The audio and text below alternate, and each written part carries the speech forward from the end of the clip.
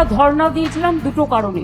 একটা হচ্ছে অবৈধভাবে যাদের অ্যাডজুডিকেশনে রেখে বা নাম ডিলিট করে দিয়েছে তারা যাতে বিচার পায়, তাদের ভোটাধিকার যাতে ফিরে পায়, তার জন্য আমাদের এই ধর্ণা ছিল।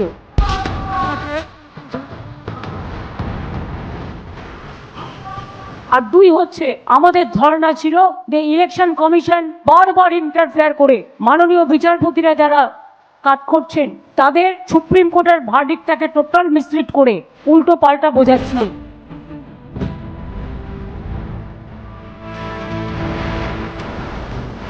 আজকে কোর্টে এটা আলোচনা হয়েছে এবং ভিডিওতে আছে যে ইলেকশন ডিক্লেয়ার হলেও কিন্তু সুপ্রিম কোর্টের হাতে কেস থাকবে এবং অ্যাজ এ স্পেশাল কেস বেঙ্গলের এসআইআর নিয়ে নমিনেশনের আগের দিন পর্যন্ত ভোটার লিস্টে যাদের নাম গেছে বাদ তারা ট্রিব্যুনালে গিয়ে সেটাকে ক্লিয়ার করতে পারবেন এবং যাদের নাম ডিলিট করা হয়েছে তারাও, এবং বিশেষ করে যাদের নাম অ্যাডজুডিকেশনেও ক্যান্সেল করা হয়েছে তারাও কিন্তু আবার ট্রিব্যুনালের কাছে অ্যাপিল করতে পারবে। এই যে দরজাটা বন্ধ হয়ে গেছিল এই রাস্তাটা আজকে সর্বোচ্চ আদালত খুলে দিয়েছে, এটা মানুষের জয় বলে আমি মনে করি।